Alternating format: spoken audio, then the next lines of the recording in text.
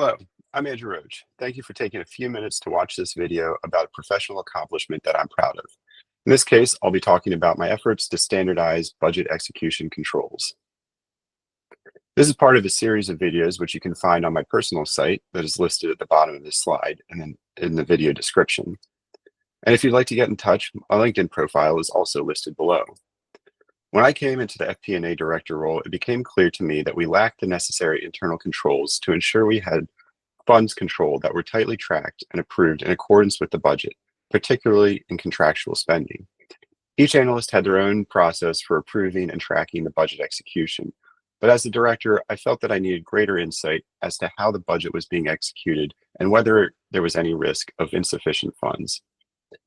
With over 1,000 budget items of contractual spending, we would need to maintain detailed records as to which items had been executed upon, the transaction identifiers, and when each transaction and for how much was made, thus providing a remaining balance for each line item in the contract.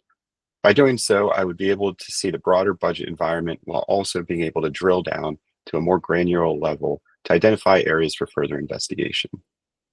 The first course of action I took was to take the budget report with the detail of contractual spending and create a shared spreadsheet from it.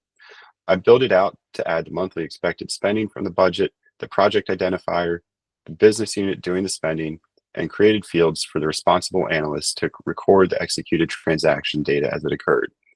Secondly, I worked with my branch chiefs to create a step-by-step guide for my analysts to check that the requested funding was actually included in the approved budget.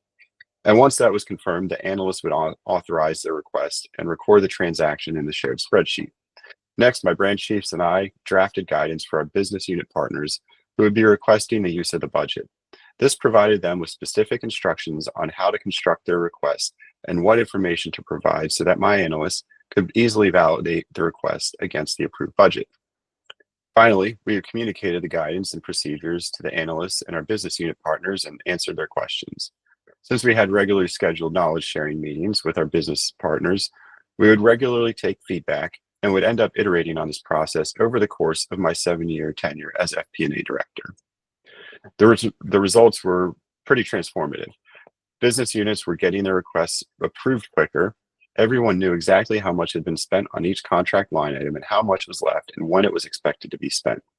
Our audit readiness improved, and if an inconsistency arose with a request that didn't match the budget, my analysts would investigate and determine the right course of action with the requesting party, whether that was to revise the request as a result of an error, realign funding from another item, make a formal request for additional funding, or withdraw the request. We also started to get more proactive communication from the business units about the timing of funding requests and any changes they needed. These changes brought confidence to and among the FP&A team. We were regarded across the enterprise as running a highly competent and tight process that had the implicit confidence of senior leaders. In retrospect, it feels kind of strange that such controls weren't in place prior to my tenure, but by adding this level of operational discipline, it improved everyone's experience. And I think that's the great thing about having someone with a fresh perspective take on a role.